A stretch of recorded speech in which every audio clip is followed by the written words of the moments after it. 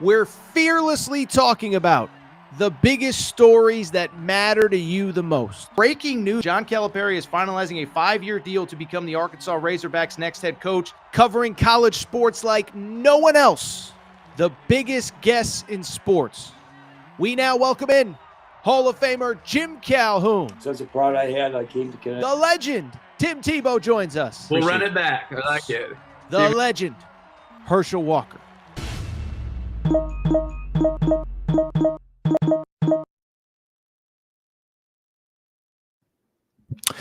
Welcome in, everybody. Thursday afternoon edition, Air Torres Sports Podcast. I'm your host, Air Torres. Hope everybody's doing well. Hope everybody's having a great day. Going to do something a little bit different here on a Friday. We're going to do a little bit of a mailbag, people, all right? I'm not going to lie. I may have actually just written the questions myself. No time to gather them. But we're going to talk about all the big topics going on in college hoops. By the way, at some point, we won't just talk exclusively college hoops. But it's that time of the year. A lot is going on. And here is what you need to know about today's mailbag edition of the pod. We'll start.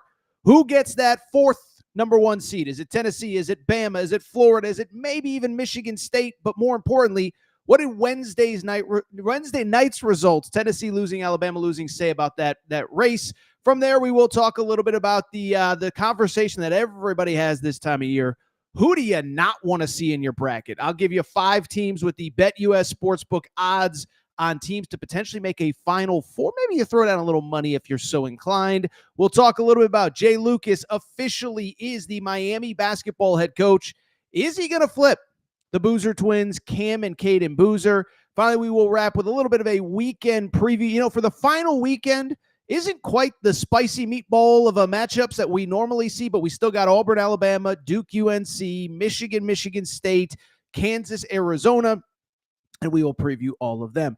Before we get started, a couple quick reminders. One, make sure that you're subscribed to the Aaron Torres Pod YouTube channel. YouTube hit 51,000 subscribers, so we passed 50. We're at 51. I've said it. I think we can get to 60,000 before the end of the NCAA tournament, but we cannot do it without your support. Tell a friend, share with a friend, make sure to subscribe, rate, review as well. And when I say rate, review, I mean that you can also listen to this show on podcast, also Apple, Spotify. Subscribe there. You want to do your boy Torres a favor, download all the episodes on Apple and Spotify, as well as being subscribed on YouTube. Be a friend of Torres. You can leave a 5-star rating and review as well. Really quickly, before we also get started, it is March. And you know what that means? Yeah, people, that's right. We want to welcome back our friends. We want to welcome back our March partners. We want to welcome back BetUS and the BetUS Sportsbook. Okay, so we worked with BetUS last March. Incredible partner. We love working with them. We're on a ride with them through San Antonio. We'll be in San Antonio on behalf of BetUS Sportsbook. And listen, they're just an incredible partner. And the best part is they are the best sports book that you can be betting with right now this time of year. As a matter of fact, they have the best offer going for anybody, and that's exclusively for listeners of the Aaron Torres Pod. Or maybe it's not exclusive, but you get the point. Aaron Torres Pod listeners, special offer. Here is the offer, okay? How about this? Your first deposit, so first-time depositors, how about this? You get a 150% deposit match. So in other words, you put in $100 in the BetUS Sportsbook, guess what happens? They give you $150 to play with. Then let's say things don't go well. Maybe you took Torres's pick the other night, didn't go too well, okay? Guess what? Second deposit and then third deposit, you also get a 125% deposit match. So 150% deposit match, 125 on the second and third deposit. You put in 100, you get that 150, you lose it, put in another 100, you get 125 on top of that. And then you get a third 125 for free, courtesy of BetUS. Here's the little catch, if you will. To take advantage of that code, take advantage of that offer, you got to click the link in the show description, and you have to use promo code YouTube150. That's YouTube150 to take advantage of that offer. So thank you to BetUS, a 150% deposit match on your first deposit, a 125% match on your second and third deposits.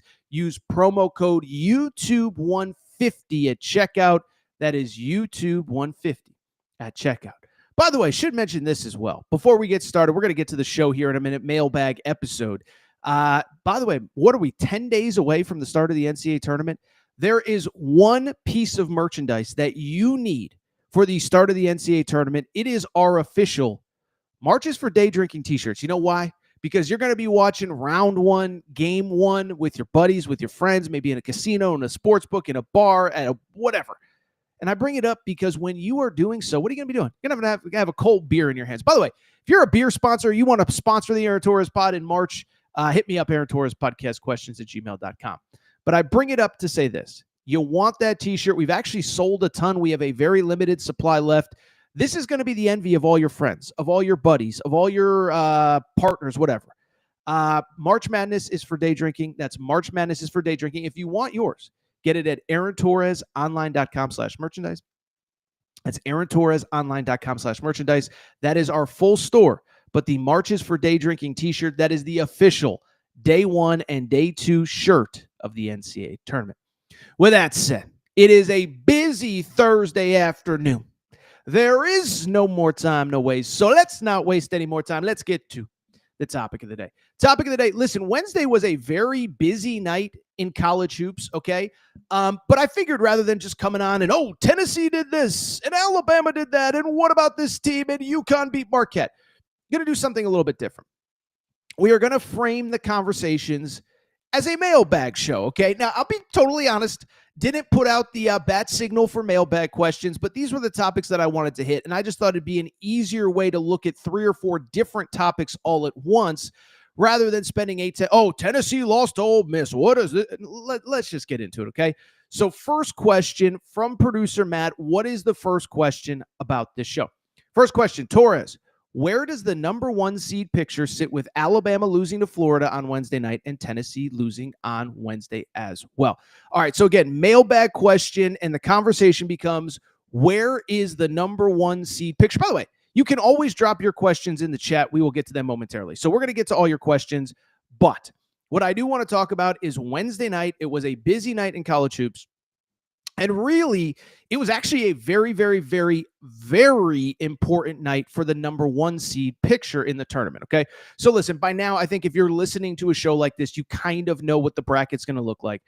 If the season ended today, and I think even sort of regardless of what happens in conference tournaments, 3 of the number 1 seeds to me feel pretty much set in stone, okay? Auburn is getting a number 1 seed. Now, I think you can argue if they lose to Alabama, if they lose as a first round of the SEC tournament, are they still the number 1 overall seed? There's probably a conversation to have if that happens. I don't believe it will. This is the most incredible stat in college hoops right now, okay? Auburn has 15 quad 1 wins. No one else, even all these great SEC teams, Tennessee, Florida, whoever, no one else has more than 10. So Auburn has 33% more quad 1 wins than anybody else. I don't see the scenario where they're not a number 1 seed. Duke, again, if they lose to Carolina, if they lose in some weird 13 seed in the ACC tournament, maybe they somehow fall. I don't think that either is going to happen. Auburn set, Duke set. I think Houston is set as well. And so really, the race for the 4th number 1 seed, I think, is basically down to 4 teams. It is 3 teams in the SEC: Alabama, Tennessee, and Florida. I would also say I think there is an argument if Michigan State were to run the table from here. Could Michigan State be in the conversation? You know, Michigan State actually has the 2nd most quad 1 wins of anyone behind Auburn, 10. So Michigan State has 10. Obviously, they play Michigan at home on Sunday, I believe. I believe Michigan State might even be playing tonight. So they might have more chances to improve their resume. Now, I will note on Michigan State, even if you win the Big Ten tournament, remember the bracket comes out 5 minutes after the Big Ten tournament. So it's like, are they really going to shake up the bracket? So I think it really is probably down to Florida, Tennessee, and Alabama. And the big results from Tuesday night or Wednesday night was Alabama at home falls to Florida. Florida picking up a huge, huge, huge win. Tennessee losing to Ole Miss. And I think coming into the week, I think most people kind of agreed that Tennessee had that 4th number 1 seed. So if I was judging today, who do I think would actually get that 4th number 1 seed? I think there's a few conversations. Florida is certainly the most interesting, okay? Because first of all, Florida has the best 2 wins of anyone in college basketball. I don't even think you can debate this. And I know Auburn's got great wins, and I know this team. Florida has wins at Alabama and at Auburn, plus a home win against Tennessee for good measure. So against the 3 other best teams in the SEC, Florida went a combined 3-1. Wins at Auburn, wins at Alabama. So Florida certainly has made their argument. Now, the big issue with Florida, they don't have a great out-of-conference resume. Now, I don't really totally blame Florida for that truth of the matter is, they tried to schedule tough and stuff just didn't break their way. Played North Carolina in Charlotte. They didn't know North Carolina was going to stink. Well, that's not a great win on paper. You play Virginia. Well, you think Virginia has a Hall of Fame coach, then he retires 10 minutes before the season starts. You play Wake Forest. Wake Forest was, in my opinion, a fringe top 25 team in the preseason. They have not lived up to expectations. So Florida, in their defense, tried to, I think, schedule reasonably tough. The games just didn't break in the manner that you expected. But again, they have those great wins in the SEC. The positive is they are probably going to finish with the best overall win-loss record. The negative is 7 quad one wins, which means that they'd really have to basically make a run in the SEC tournament to match the level that Tennessee and Alabama are at right now. Tennessee and Alabama both have 9 quad one wins apiece. From the Tennessee side of things, listen, if you somehow missed it, Tennessee played Wednesday night at Ole Miss. Tennessee loses. To me, that isn't a catastrophic loss by any stretch. Ole Miss is a very good team. Ole Miss is going to be in the NCAA tournament. Ole Miss is frankly going to have a chance to do some damage once they get to the NCAA tournament. But at the same time, it does kind of shake things up because Tennessee kind of came into the week, 4th number 1 seed, riding the high of, that Alabama thriller. And now the question becomes, how are they positioned going forward? Good news is, great schedule and great metrics. As I said, 9 quad one wins, some very nice wins in league play. The Alabama win at home. You split with Florida. Really kind of did their damage. And I think to the credit of Tennessee, none to speak of really bad losses in league play. You lose to Ole Miss at a time you lose, to Auburn at Auburn if you're Tennessee. You get swept by Kentucky. I know Kentucky isn't necessarily playing the best basketball that they've ever played. Kentucky's a really good team. You lose at Florida. You lose, as I said, Vandy is a little bit of a sketchy loss, but Vandy's an NCAA tournament team. So no bad losses. The metrics like you. The out-of-conference, weirdly, even though there's not a lot of big wins on paper, the numbers back you up. You beat Illinois at Illinois. That's the big win. You beat Baylor on a neutral. That one isn't holding up well. But credit to Tennessee. They're in good position. The interesting thing about Tennessee, with the loss on Wednesday night to Ole Miss, I think what is noteworthy about that, they are now not necessarily in position to get the double bye at the SEC tournament. They have 6 league losses. Right now, that is 1 ahead of Texas A&M, Missouri, and Ole Miss. Now, it would take a home loss to South Carolina for them to not get it. But the good news is for Tennessee, you should be in position to get that double bye into the quarterfinals. You probably got to take care of some business once there to officially lock it up. And again, I think so much is reflective of what is actually going to happen at the SEC tournament. Finally, let's talk Bama because, we talked about Bama on Sunday's show after the Tennessee loss. And I said it, right, is that they were my preseason number 1 team. I had them preseason in the Final Four. And there was never really a moment where you felt like, oh, this team ain't going to be in position to get a 1 seed. Going into that first Auburn game, there was talk of the number 1 overall seed, but you lose to Auburn a few weeks ago. No one is going to shame you for that. But this brutal schedule down the stretch seems to be catching up with them. They lose to Missouri right after that. Then, of course, the Tennessee game on Saturday. Then you lose at home to Florida. And listen, nobody's going to blame you for losing to Florida. It doesn't change the fact that, at some point you do have to start winning games, right? So Alabama right now has lost 4 of its last 6. And I think the noteworthy thing is it don't get any easier when you got Auburn on the road on senior day with an angry Auburn team after a loss. So the good news for Alabama, the out-of-conference kind of speaks for itself. You beat Illinois on a neutral. You beat Houston on a neutral. You got a couple really good wins. Creighton is holding up better than it looked like it would 3, 4, 5 weeks ago. And, I'd even add this, North Carolina, I just said it wasn't a great win for Florida because it's Florida's best individual out-of-conference win. For Alabama, it's like your 6th best out-of-conference win. So Alabama, I think, is actually in pretty good shape. The big thing is I do think you probably got to win a couple games at the SEC tournament, or at the very least 1. And then you kind of got to see what happens. And so for Alabama right now, they are in position. I don't know if they've officially clinched the 3 seed. I guess in theory, if they were to lose and Tennessee wins, they would actually get the 4. So now that I'm looking at it, feels a little bit more likely they get the 4. I guess the good news is you'll get a better team in the quarterfinals. Then you potentially get round 3 with Auburn if you lose this weekend. But as crazy as it sounds, answer to question number one, who gets the fourth number one seed? I think there's still a lot to be determined. I think Auburn, Duke, and Houston are locked in. But I think that the 4th seed is going to really come down to who performs at the SEC tournament. Everyone's certainly going to have their chances to pad their resume.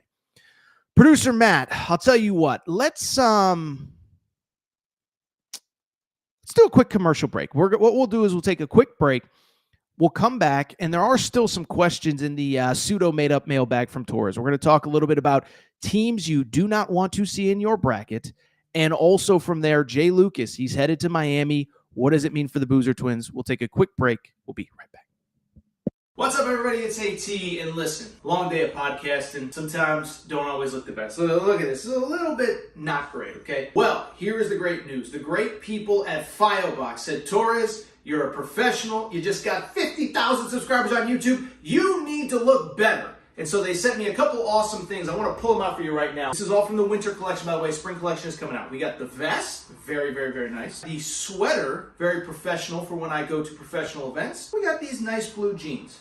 I think the question now everybody's asking is, Torres, how do you actually look when you put that stuff on? Let's find out. Well, what do you think? Sweater fits perfectly. Great for all occasions. When I go to games, when I go out to a dinner, warm weather, cool weather, it's perfect. Speaking of perfect, these jeans are phenomenal. Great for games, great for social events. Oh, by the way, a little bit stretchy if those New Year's resolutions aren't going on as planned. Really quickly, we got to try out. Let's try out the vest. It fits perfectly. Not a surprise. So here's the deal. If you want to look as good as Torres, this is what I need you to do. I need you to go to FioBoc.com. That's FIOBOC. FioBoc.com. And here's the best part. For listeners to the Aaron Torres pod, you get 20% off with code Torres20 at checkout. We also put a referral link in all of our YouTube videos. Thank you to FioBoc. By the way, make sure you're following them on social media at FIOBOC. Thank you to FioBoc. You want to look as good as Torres, check them out. Again, promo code Torres.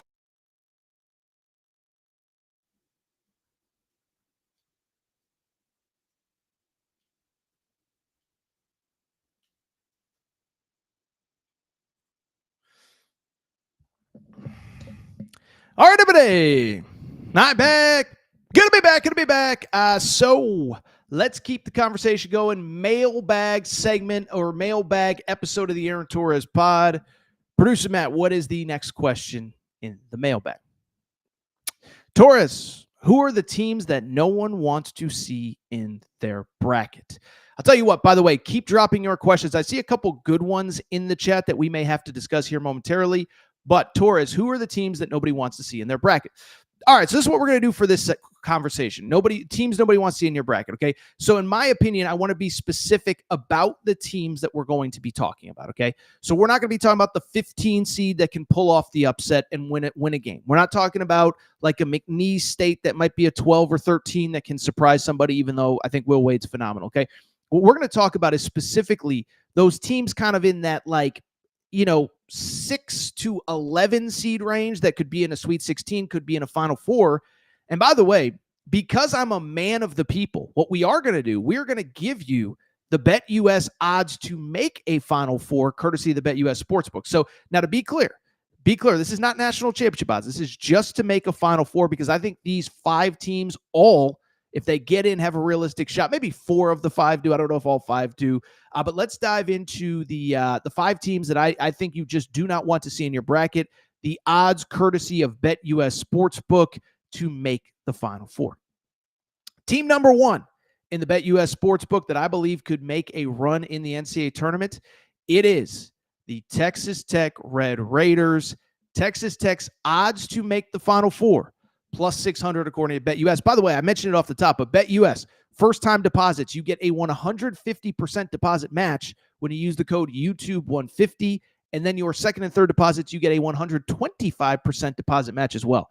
So take advantage of that offer from BetUS.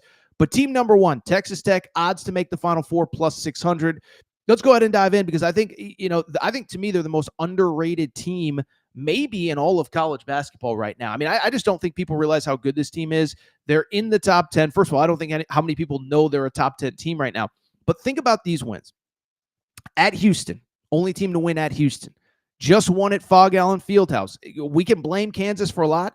Kansas only has one other loss at Fog Allen, and that was against Houston in a game where Kansas led with like 8 seconds to go by whatever. They blew a huge lead late, okay? So Texas Tech has won at Houston. They've won at Fog Allen.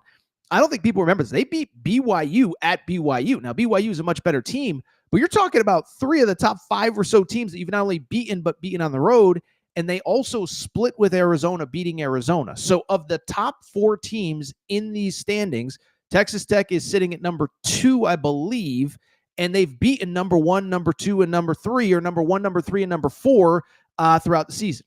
So Texas Tech is really good. What I love about them, they shoot the crap out of the ball, 38%. We've talked about them. And JT Toppin is playing like the Big 12 Player of the Year. 18 points, 11, 12 boards per game. And what's kind of interesting about him is they've just surrounded him with a ton of shooting. Veteran point guard in Elijah Hawkins. This is how you build a college basketball team in 2025, I believe. Veteran point guard, a lot of shooting, a big guy down low who can dominate. You know, if I was a GM of a team with a lot of money, that's basically how I would build my team. Texas Tech has done it. They have the wins. They are plus 600 to make the Final Four. I actually think there's a lot of value there. Second team. I do want to talk about a team that probably isn't surprising on this list, but you do not want to see them in your bracket. That's the UConn Huskies. Okay, so UConn plus 1,800 to make the Final Four in the BetUS Sportsbook. Again, you can go ahead, click the link in the show description. How about this? 150% deposit match on your first deposit, 125% on your second and third deposit. With UConn, first of all, another noteworthy result from Wednesday night in college hoops. UConn takes care of business. They go ahead and they beat the Marquette Golden Eagles. Now, what's noteworthy about that? UConn sweeps Marquette. UConn fans have picked up on this. 2 years ago at the Big East Tournament, 2023, Marquette basically knocked UConn out of the Big East Tournament, and UConn believes that Madison Square Garden is their second home. And Marquette said, we're sorry, I think it was Cam Jones said, sorry to kick them out of their second home a little bit ahead of schedule. UConn's now 5-0 against Marquette since those comments were made. But listen, UConn quietly has won 3 in a row. Listen, they're not a perfect team. This ain't 2024. I don't even believe it's necessarily 2023. But when you look at the schedule, probably a little bit better than I think a lot of people realize, right? First of all, the out-of-conference, we all remember Maui. It was a train wreck. I think even Dan Hurley would acknowledge that. But what I would say about the Maui situation is after Maui, do we remember what they did? Beat Baylor, won at Texas, beat Gonzaga on a neutral. I'm not saying those are the greatest wins that have ever happened, but that's not a bad end to non-con. And then in conference, split with Creighton, including a win at Creighton, split with Xavier, who's an NCAA tournament bubble team, and swept Marquette. And so basically you could argue that outside of St. John's, who they have not figured out that puzzle because nobody has, they're playing as well as anybody in the Big East not named St. John's. So they're playing well. I think they're starting to figure things out. And the thing just watching against Marquette on Wednesday night, they still play that like tough, physical, Big East, Dan Hurley basketball. Now, they're not as offensively gifted as they've been in the past, but they were plus 15 on the boards. Caravan's starting to come back along. Terrace Reed didn't play great on Wednesday, but he's starting to play better. And right now, UConn is projected as like an 8 seed in the NCAA tournament. Now, certainly if they run the table, win the Big East tournament, maybe they get up to a 6, something like that.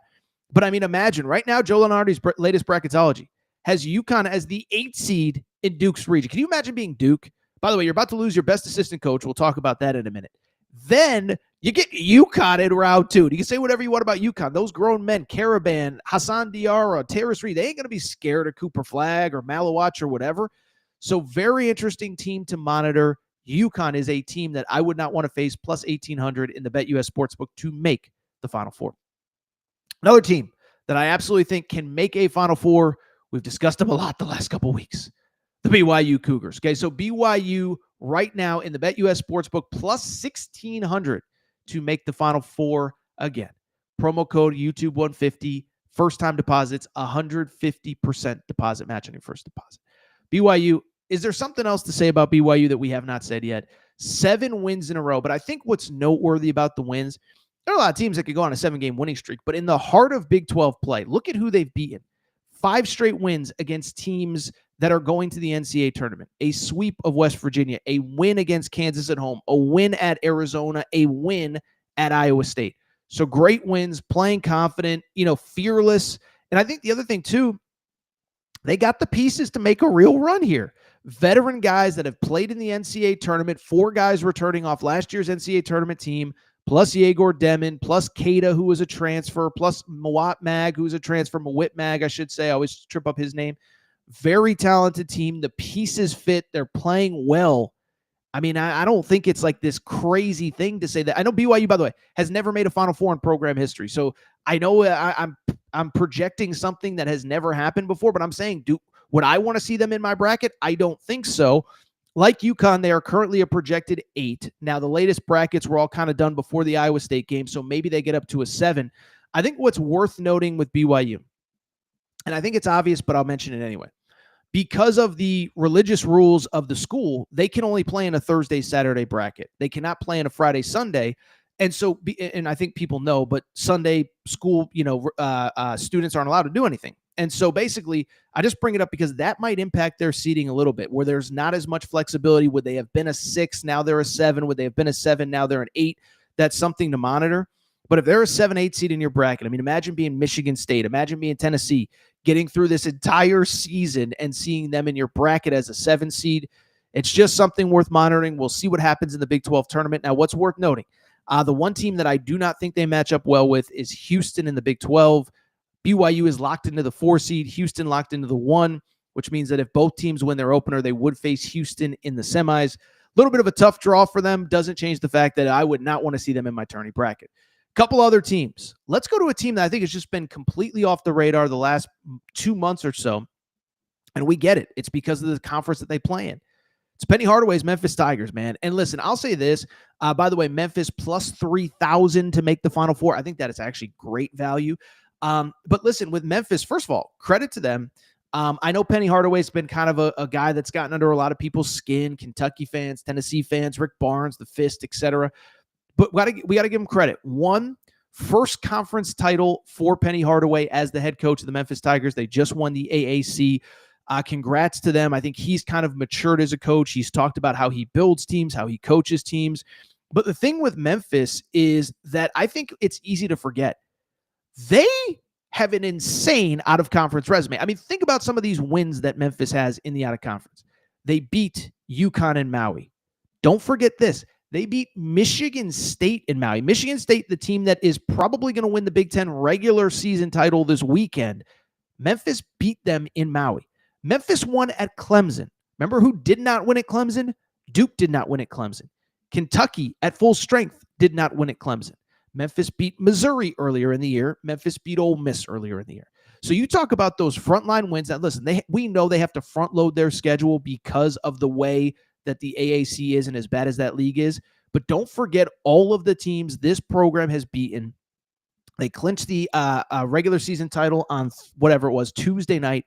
Congrats to them. That is a team I would not want to see in my bracket. Really quickly, another team I would not want to see in my bracket, the last one. And they're a little bit off the radar because I don't even think they're officially in the NCAA tournament yet. But I'm going to say it. You guys are going to get mad. You'll make fun of me in the chat. I wouldn't want to see the Arkansas Razorbacks. By the way, how about this? Arkansas, as of now, does not even have odds to make the Final Four in the BetUS Sportsbook. I think basically anybody on the bubble does not have them at this point. But and by the way, I'm not saying Arkansas is going to the Final Four. What I'm just saying is imagine them being an 11 seed or a 10 seed in your bracket. Good freaking luck. Okay, so obviously with Arkansas, we saw the win over Vandy, dominant win in dominant fashion. I still think there's work to do, right? I think if you lose to Mississippi State at home, you lose your opener in the SEC tournament, you could be putting yourself in danger. I don't think this team has shown me over the last 6 weeks that is going to happen, though. And you look at the frontline wins, win at Kentucky, sweep of Texas, win against Missouri at home, dominant win at Vanderbilt. I mean, if you can win those games, you can win games in the NCAA tournament. It's also worth noting, by the way, at Auburn, they were in that game until the final 2 or 3 minutes. Alabama at home, Texas A&M on the road, they were in that game until the final 2 or 3 minutes. You can really argue that basically since the Boogie Flan injury, they played one bad game. It was the South Carolina game last Saturday. And so to me, it'll be interesting. One, we got to see what's going on with the dude Theroux. You know, you want him back. You hope he's back. You pray he's back. There's all sorts of rumor and innuendo about what's actually going on with him, what the injury might or might not be. But Trevin Brazile stepped up. You know, the 7 players, I think, is a little bit of a concern. But you got to give credit where it's due. Listen, be real. You've seen the way that they beat Kentucky. You've seen the way that they beat whoever. That's a team you want to see in your bracket as an 11 seed or a 10 seed. You think about it, you're a 2 seed. Arkansas against whoever.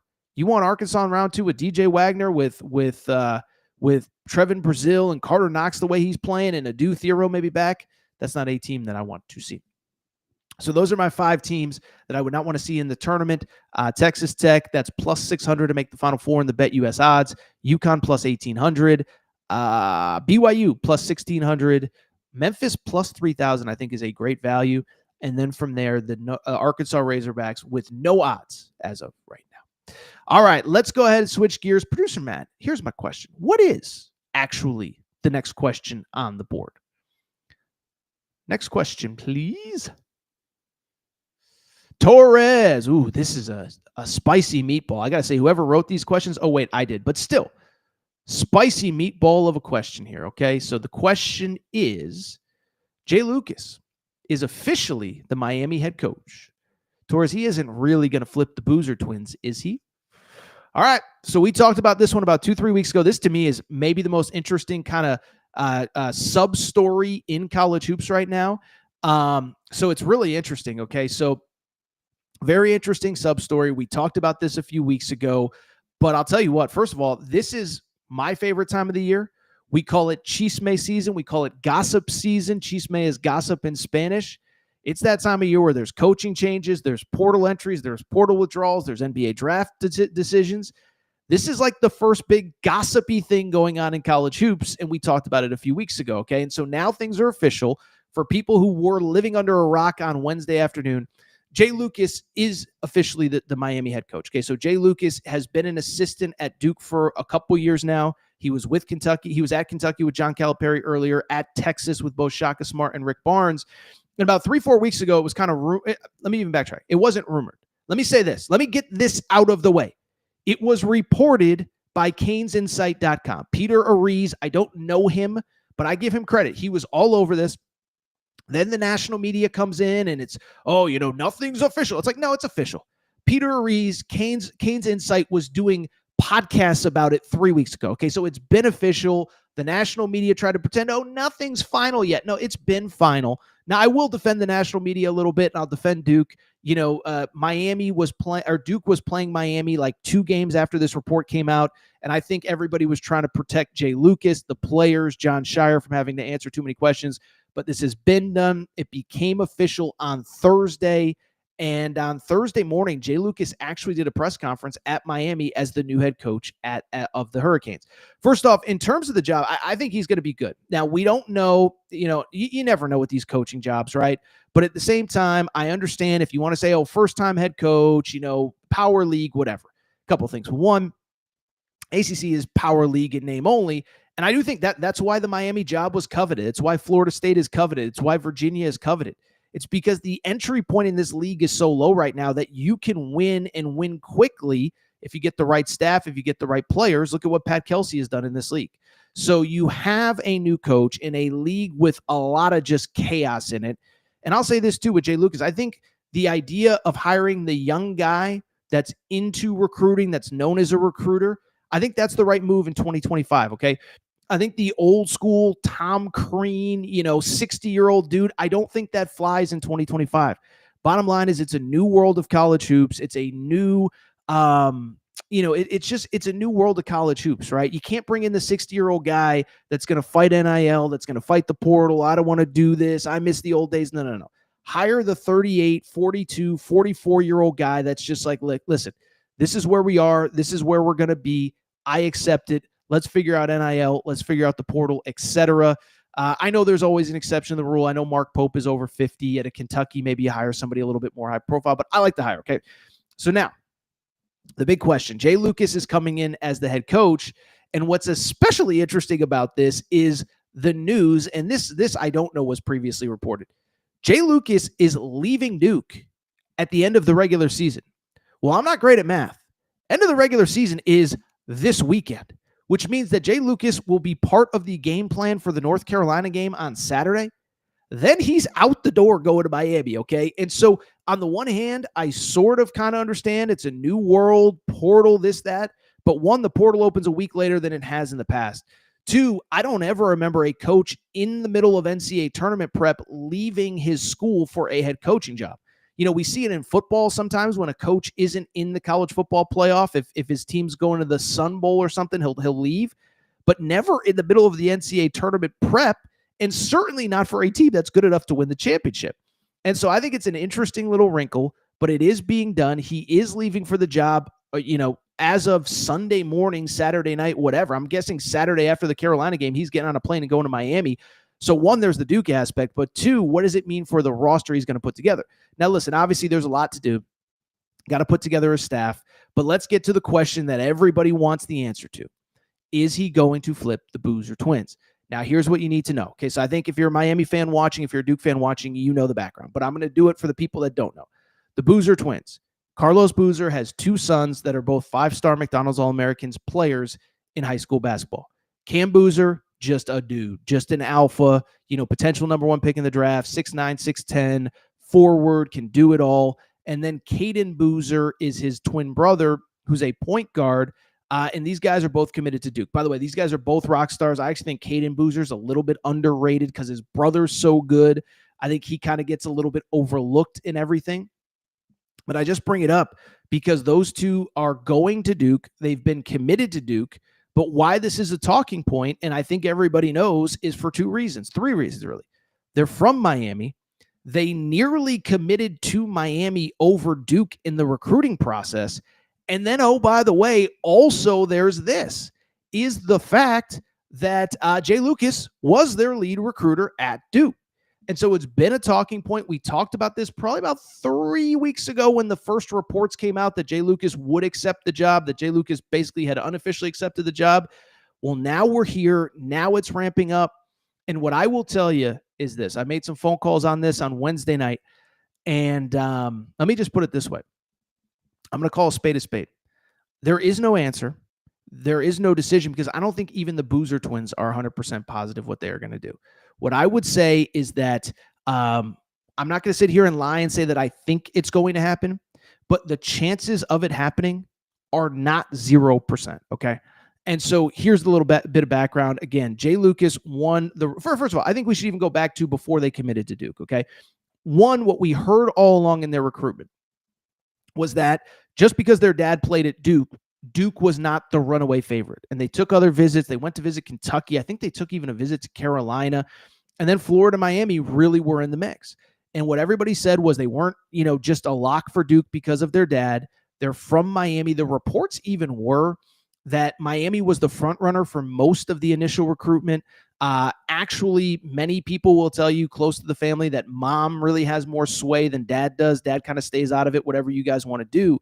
So there's the relationship with the school. There's the comfort. There's the fact that they're in Miami. And there's the fact that Jay Lucas, of course, recruited them all along. Now, what's become especially interesting over the last couple weeks since this story broke is all of the other rumors that have come out. First off, it looks like the Boozers high school coach, Andrew Moran, is about to get hired by Miami and Jay Lucas on that new staff. Now, I'll be transparent. I don't know the relationship that he has. I don't know how much sway he has with either the parents or the kids, but that is noteworthy. Andrew Moran is their high school coach. It is worth noting on him. Listen, I don't know a ton about him and his background, but I will tell you he is a guy that is like a respected kind of workout guy. Like he's not just a guy that's just kind of along for the ride. Like he's a respected workout guy. NBA guys work out with him in the summer. And so, you know what it almost reminds me of, honestly, and this is kind of a niche thing, but I remember about 7-8 years ago, Andy Enfield at USC hired Eric Mobley, who was Evan Mobley and Isaiah Mobley's dad. Evan Mobley, of course, plays for the Cleveland Cavaliers now. And I remember at the time, the big talk was, oh, you're just doing it to get his kids. And it's like, well, maybe, but Eric Mobley also played 10 years overseas, and Eric Mobley has become a very good and very well-respected assistant coach. So this isn't a total apples to apples because he's not related to the kids, but he's a real coach now. And so the rumors are that he is going to go there. I believe the Miami Herald even put it in writing when the Jay Lucas news became official. So to me, I don't think it's nothing, and I don't think the timing of the decision for Jay Lucas to leave now for the Miami job is accidental. if you're just going to sit there and ride it out and whatever, then do you have to leave right now this second for the Duke, leave Duke for the Miami job? And so when I see what's going on, I say, he wants to get a head start. But here's the other thing that I think is kind of worth noting. If you go back to when these rumors broke, Jon Scheyer was asked about it. I know he was asked about it after the Miami game, but he was asked about it after the Illinois game. Maybe, I can't totally remember. But he gave some comments that you could tell he was not very happy with the situation. Now, he said all the right things. Jay's one of my best friends. I wish him nothing but the best. Whatever his future is, it's nothing but the best. It's not my place to comment. But you could tell he was a little bit irked. And I don't know if it was solely because of the timing. I don't know if it was because he knew that Jay Lucas wasn't going to be staying until the end of the season, or if it's the fact that he has a relationship with these kids. Now, I've had people ask me, like, would it burn that relationship with Jon Scheyer for Jay Lucas, who's supposedly one of his best friends, if you flip the kids? I probably think it would. But I don't know that there's any sort of verbal agreement, because what if Jon Scheyer has no relationship with those kids? Now, I don't think that's the case, because Jon Scheyer, we can criticize him for whatever, but he was a great recruiter before Jay Lucas. He was a great recruiter as an assistant coach, and he is a guy that, players love playing for. I mean, it's easy to forget this now. He was the guy, really the guy on the ground that recruited Jason Tatum. He was the guy on the ground that recruited Paolo Banchero. This is Jon Scheyer. So he builds real relationships. This isn't, Coach K or somebody that's just coming in the last visit to kind of close the deal. I mean, Jon Scheyer has great relationships, but I just bring it up because I'm here to tell you, everybody in basketball feels like this isn't 0%. Now, ultimately, what the kids are going to have to decide, and it's not my place, and I'm not trying to, all I'm saying is this. You've been committed to Duke. Are you really going to flip based on an assistant coach? That's one. Two, an assistant coach that has never been a head coach before. And three, just the relationship with Duke in general. I mean, there's a chance you're going to have to go play at Duke.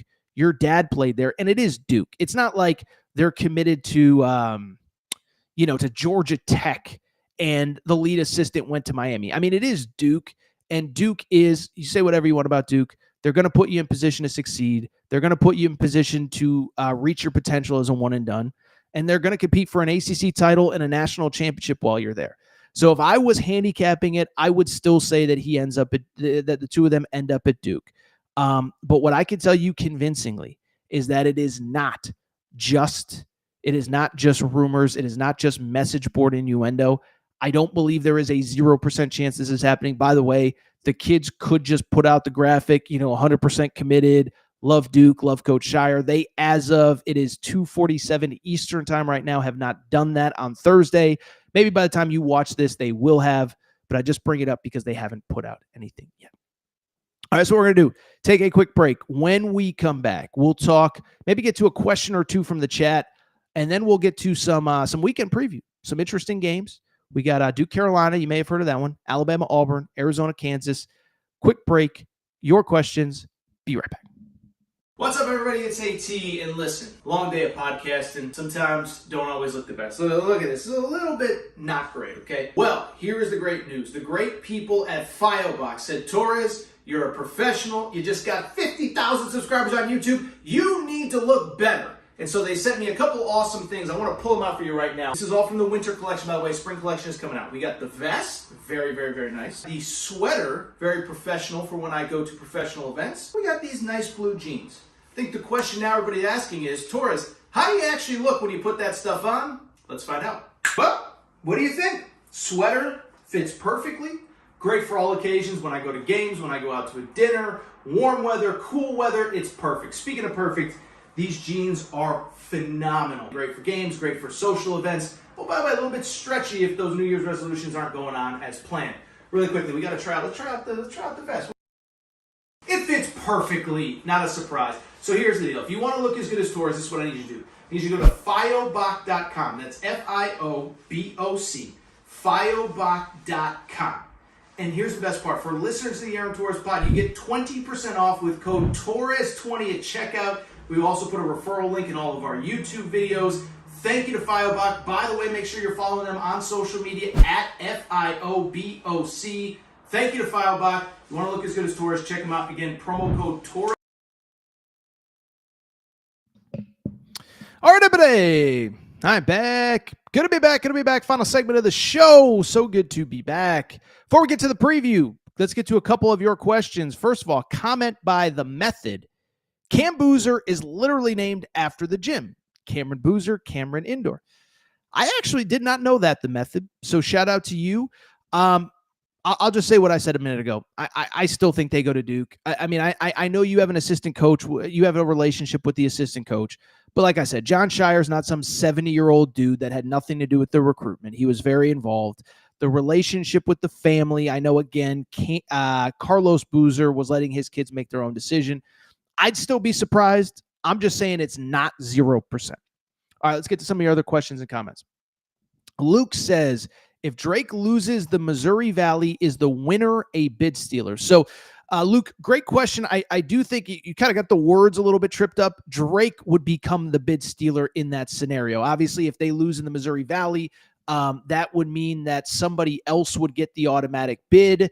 And then in theory, Drake would become a bid stealer. So first of all, to answer your question, yeah, I do think Drake, if they lose in the Missouri Valley, is very much a bid stealer. For people who have not followed the story, Ben McCollum came from the D2 level, won 4 national. He's like 41 years old. He won 4 national championships at the D2 level, was very picky about coming up to the college ranks or coming up to the D1 ranks.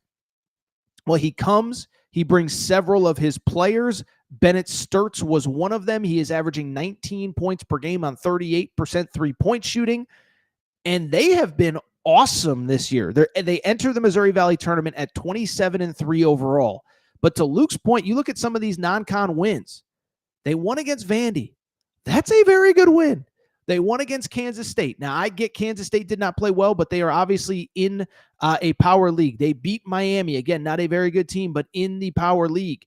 And so to me, I do think Drake very much is a bid stealer. Now, I think it would probably potentially come down to, how far do they go in the tournament? Like if they lose in round 1 to like a quad 4 team. So I'm trying to see if we don't know who yet they would play in the opening round.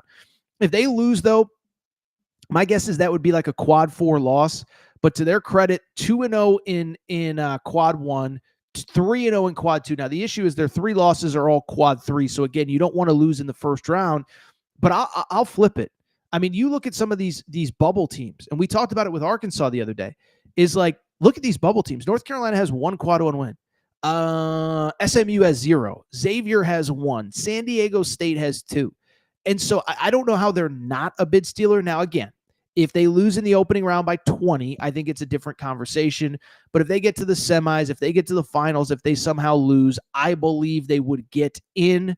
Part of it is because the bubble is so weak. And I think part of it, too, is like, if a team that goes 27-3 has a good win over Vandy, like if you can't get in at 27-4 or 28-4, like why are we even playing outside of the power conferences? So I do believe Drake would be a bid stealer if in fact if they don't win the Missouri Valley. By the way, Ben McCollum is a guy that like every school with a coaching opening actually wants right now.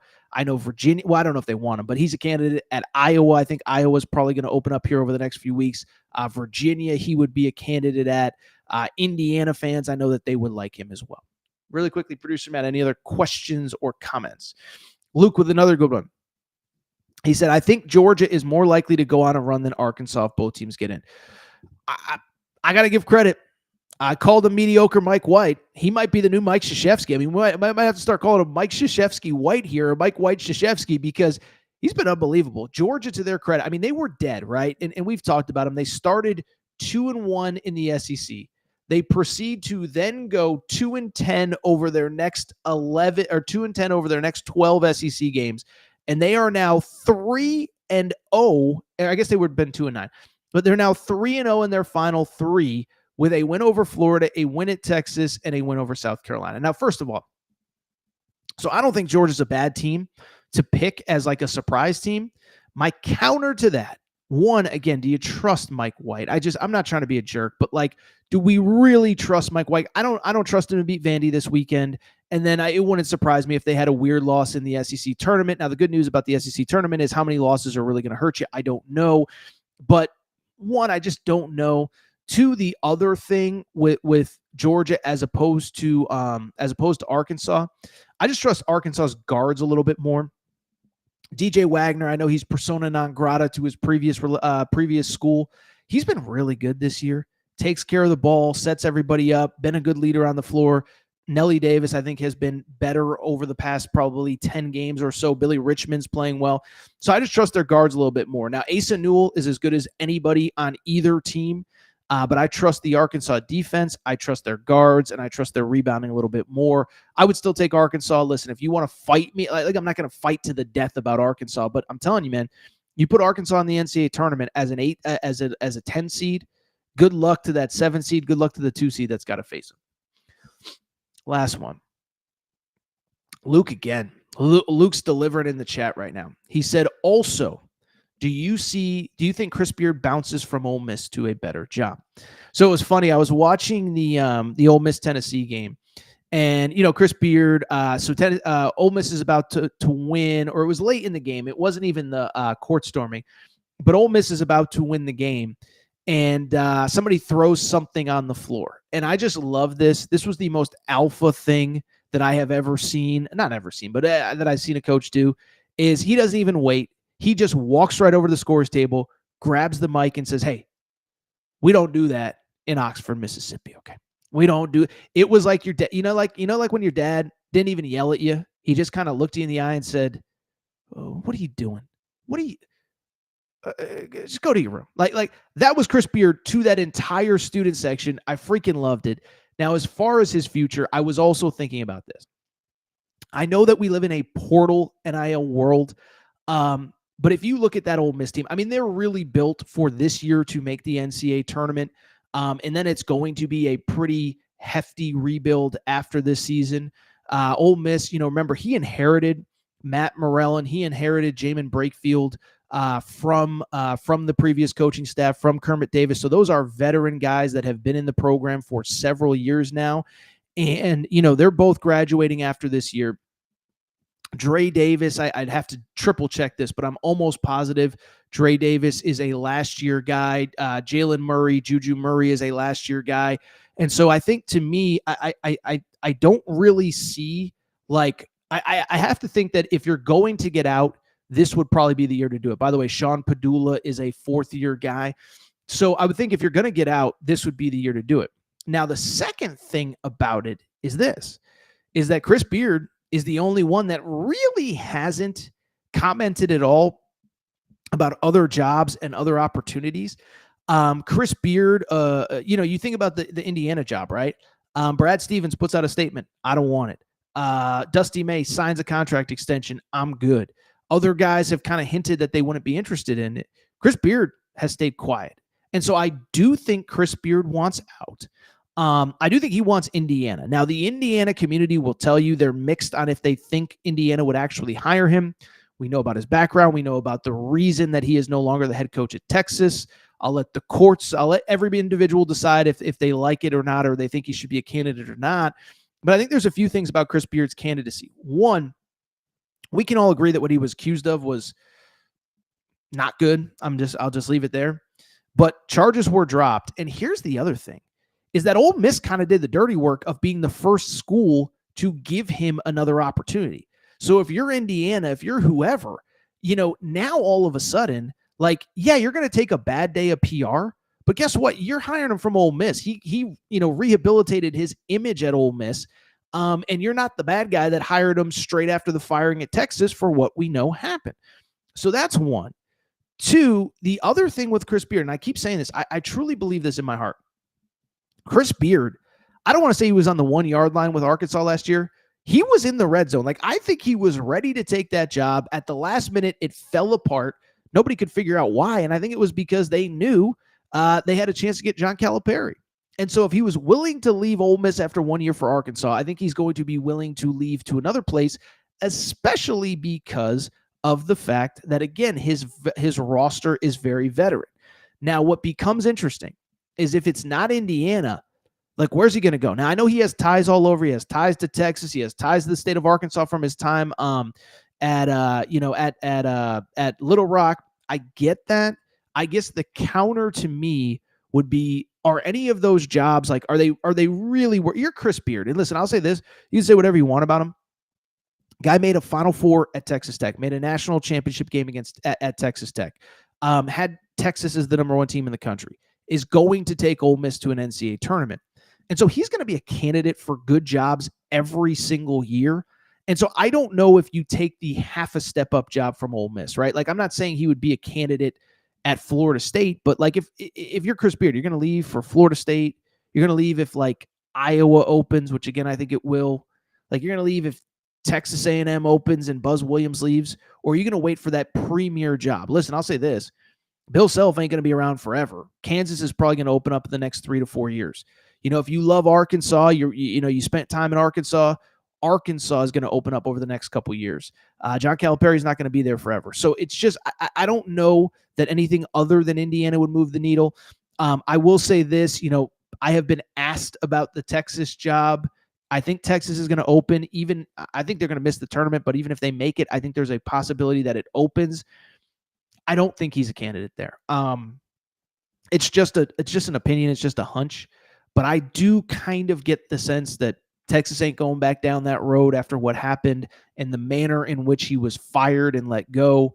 By the way, I don't know if he would want to go back given, that they fired him while there were criminal proceedings still going on. I don't know. But I bring it up because I do think he's a candidate. I just don't know how many better jobs there are. Now, if Indiana called an offer, I feel 97% certain that he's taking that job. If Indiana called, remember, he was a longtime assistant to Bob Knight when Bob Knight was at Texas Tech. That's the job he wants. I just don't know if he'll get it. All right, Producer Matt, do we have any other interesting questions? By the way, I haven't been in the chat here in the last minute or two, but we could pretty much transition over to the weekend teams. Dan Rivera asks about overrated teams. We'll talk about that maybe on another episode. And then Luke does say, is Fran McCaffrey on the hot seat? Listen, all I'll say about Fran, he's like 70 years old. Iowa's going to miss the NCAA tournament for a second straight year. I don't think it's necessarily easy to deal with him on a day-to-day basis. And I will say there's some stuff going on in his personal life with his youngest son, which I think is shaking some things up. You can Google that. It's not really my place. Well, it's not that it's not my place. It's all on Google. It sucks. It's a bad deal. But I think he might be done after this year. By the way, Iowa would be an interesting job if it opened. Like I said, Ben McCollum, the Drake coach, I think would be a candidate.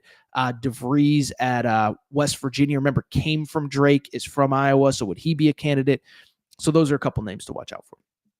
All right, really quickly, last question, which is a very simple one. Torres, Duke, UNC, Auburn, Alabama, Kansas, Arizona. Who wins the big games this weekend? We're already at an hour, so I'll go ahead and be quick on this one.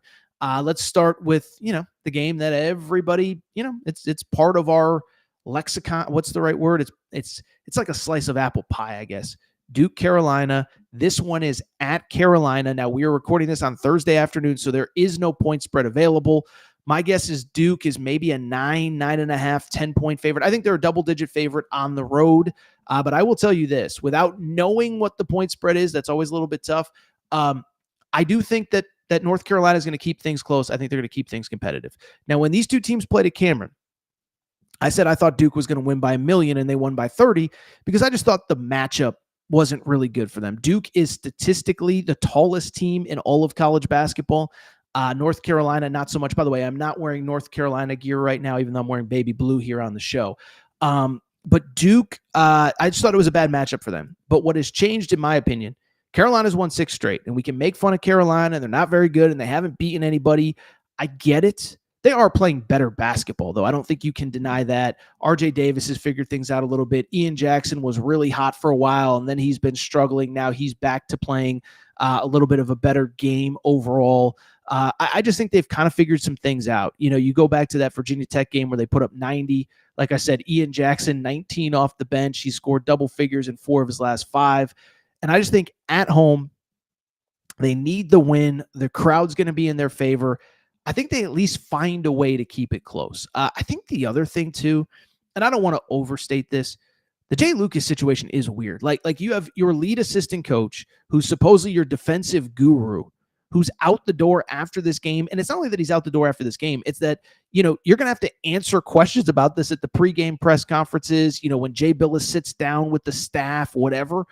Like, you're just going to have to answer a million questions. The players are going to have to answer questions about it. It's just a weird vibe. So I'm not sitting there saying Duke's going to lose, but I'll say 84-80, a Duke win. I don't know what the spread is, but I think Carolina will cover at home.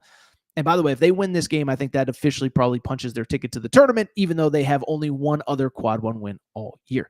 Let's go to the other big one. Alabama with the return game against Auburn. First of all, I'll say this. Greg Sankey does a lot of stuff right. A little bit of a buzzkill of a final weekend in the SEC. Tennessee's playing South Carolina. Arkansas's playing Mississippi State. I will say Ole Miss, Florida is a little bit intriguing, but this one is good.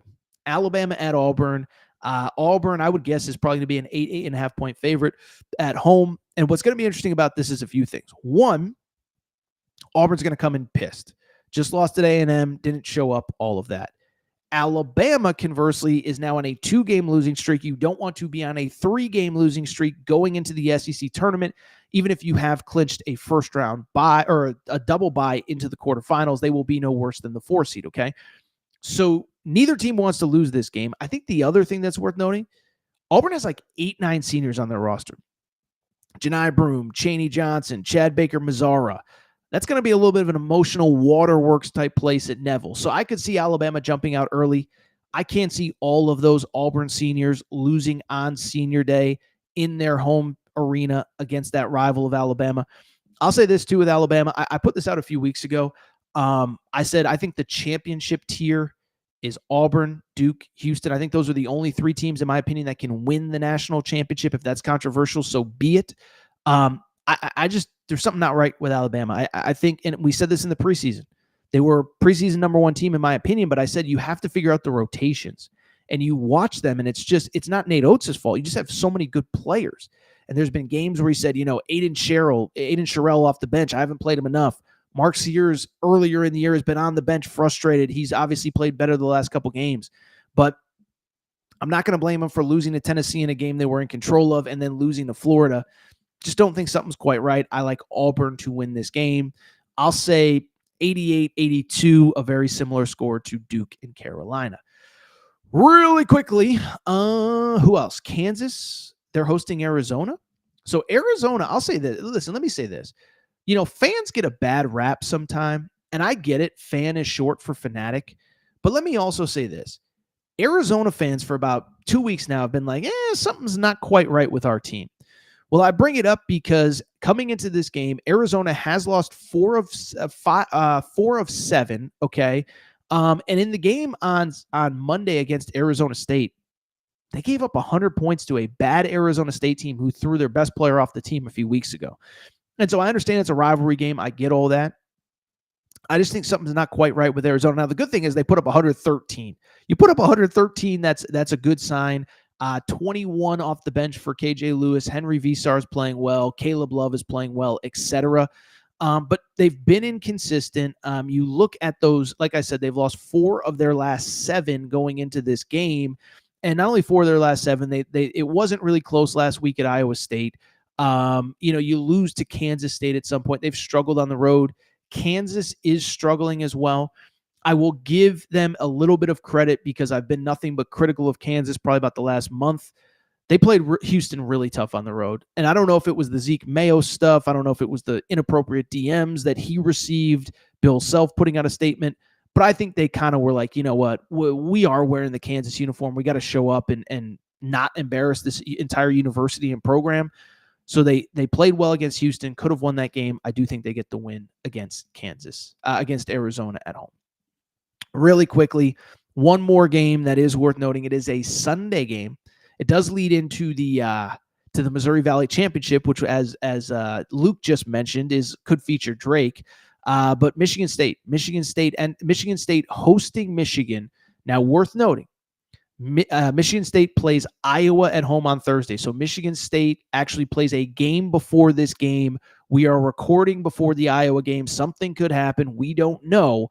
But what's interesting is Michigan State, with Michigan's loss, one, they've already clinched at least a share. No, they've clinched the outright. They've clinched a share. Okay, so Michigan lost to Maryland on Wednesday night, and so with it, what that means, Michigan State is the co-champ. With a win over Iowa, they will be the outright champ. Even if they lose to Iowa, they can get this win at home to clinch the number 1 seed.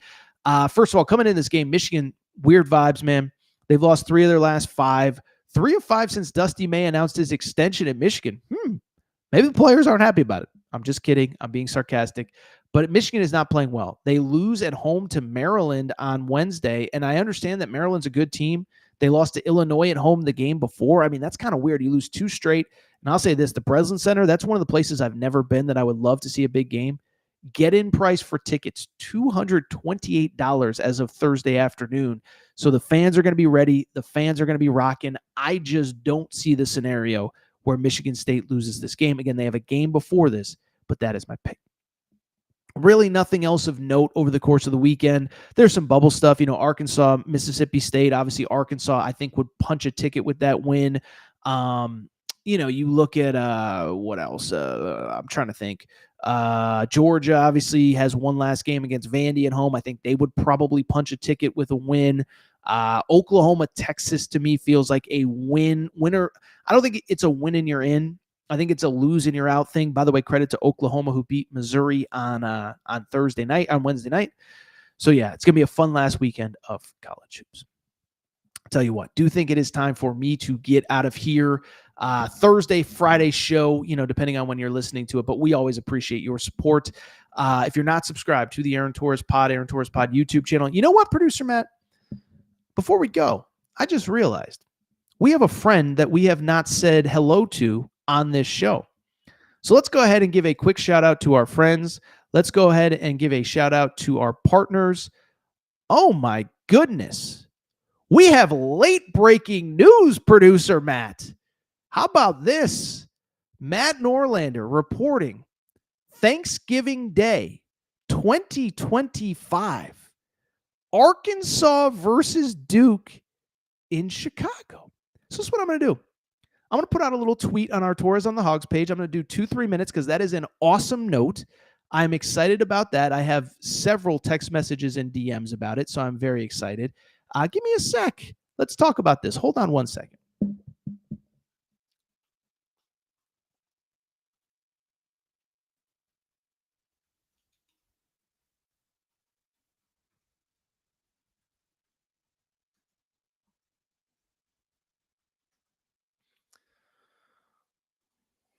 All right.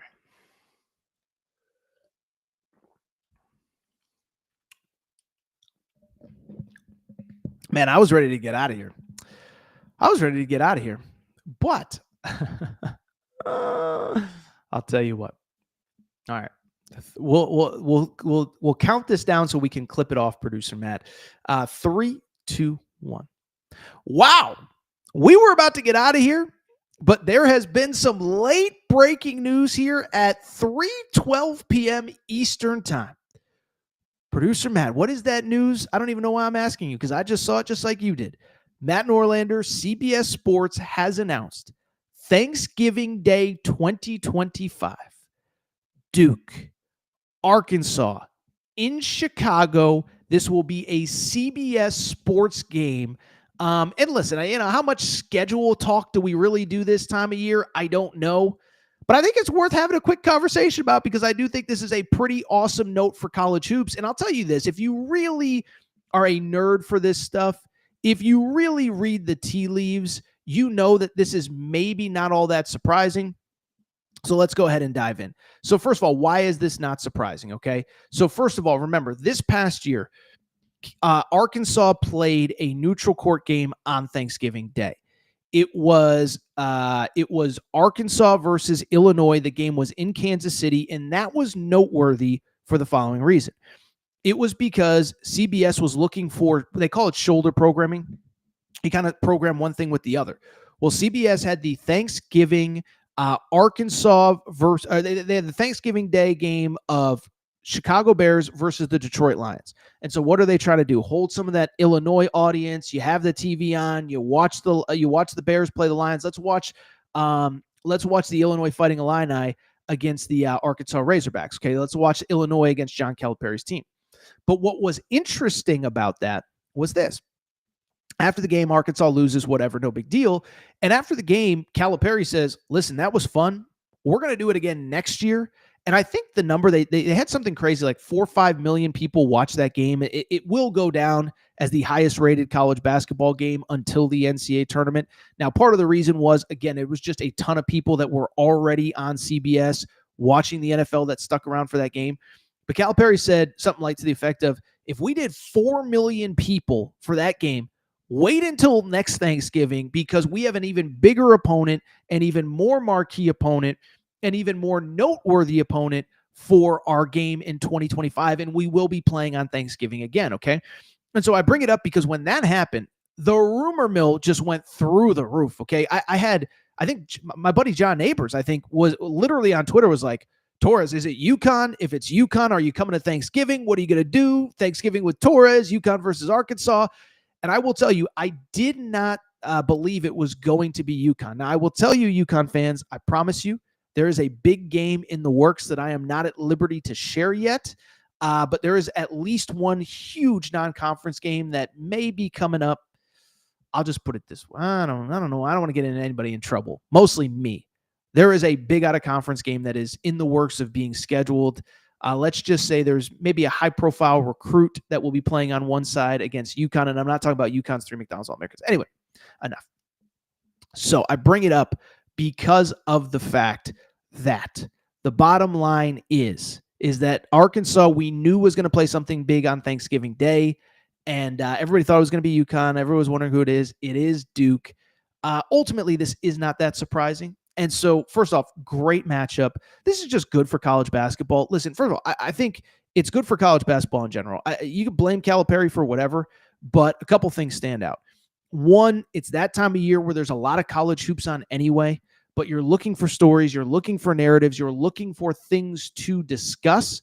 And I think this is just a big thing that has real value to the world of college basketball. We know about Duke. We know it's a huge brand. By the way, Duke's brand in Chicago is huge.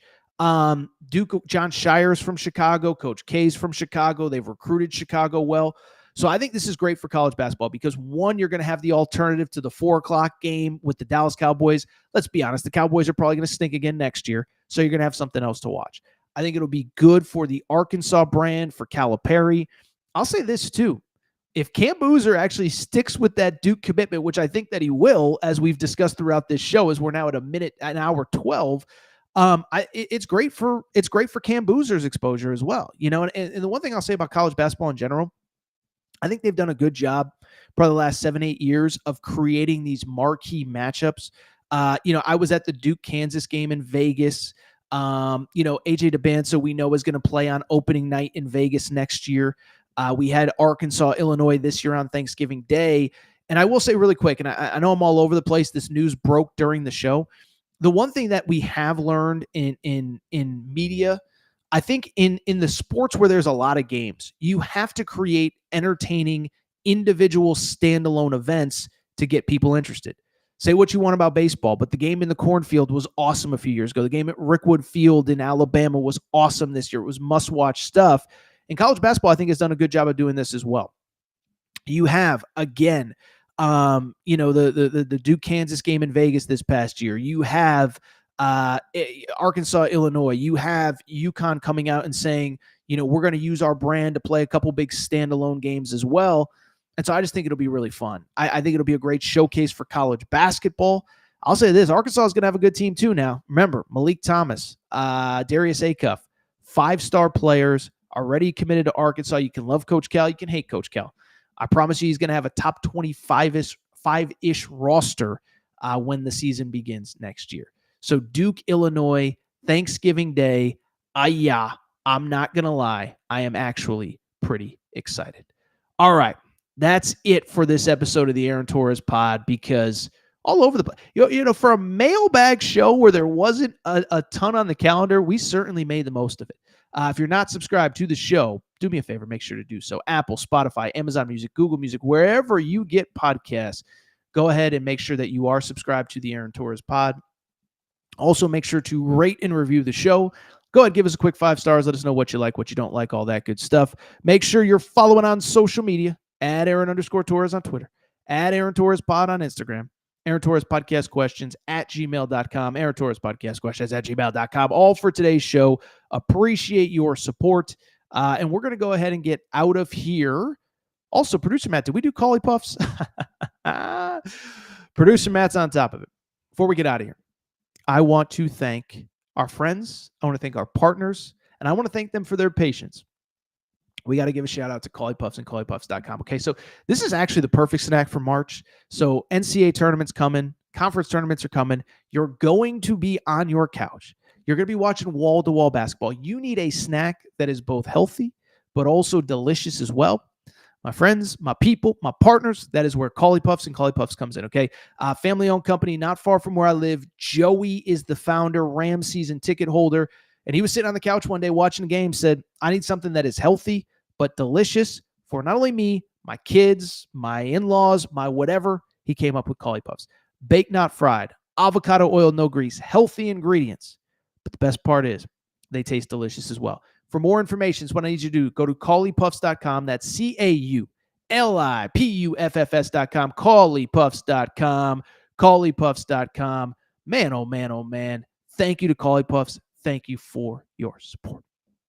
Time to go. Got an hour and 20 minutes out of this puppy right here, but it is time to get out of here. Shout out to Torrent Craig. Shout out to Rachel, who hates my voice. Shout out to JJ Reddick, you F-Ed. Also, thank you again, BetUS Sportsbook. YouTube 150 is the promo code. First time deposit, a 150% deposit match. I got to get out of here. Appreciate your support. We'll be back Sunday night. By the way, we'll have some NCAA tournament bids already handed out on Sunday. That is the Aaron Torres.